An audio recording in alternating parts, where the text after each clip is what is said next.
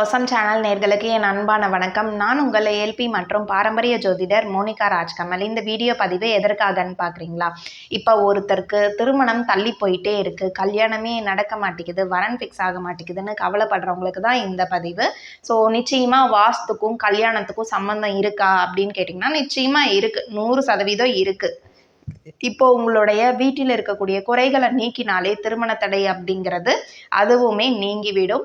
சரி, இப்போ உங்கள் வீட்டில் நான் சொல்கிற தவறுகளை செஞ்சுருக்கீங்க வாஸ்துப்படினா அதை மாற்றுவதற்கு முயற்சி செய்யுங்கள். சரி, இப்போ முதல்ல ஒரு ஆண் மகனுக்கு திருமண தடை ஏற்பட்டிருக்குன்னு பார்த்தீங்கன்னா அந்த வீட்டில் இருக்கக்கூடிய வடக்கு அல்லது வடகிழக்கு திசையை தான் நீங்கள் சரி செய்யணும். அந்த பகுதியில் தவறுகள் இருந்தால் மட்டும்தான் ஆண் மகனுக்கு திருமண தடைகளை ஏற்படுத்தும்.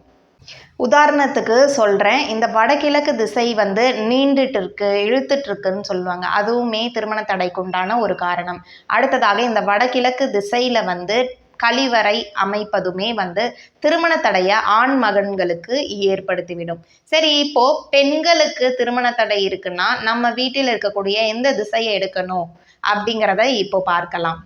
பெண்களுக்கு திருமண தடை ஏற்பட்டுட்டு இருக்குன்னா நிச்சயம் அவங்களுடைய வீட்டில் கிழக்கு திசையும் தென்கிழக்கு திசையும் பாதிப்படைஞ்சிருக்கும். அப்போதான் திருமண தடை அப்படிங்கிறத அந்த வீட்டில் இருக்கக்கூடிய பெண்ணுக்கு ஏற்படுத்தும்.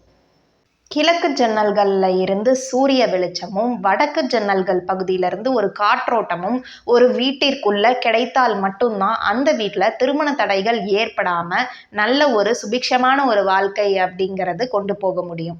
ஸோ இந்த பதிவை பார்த்தாவே உங்களுக்கு நல்ல ஒரு தெளிவு கிடைச்சிருக்கும்.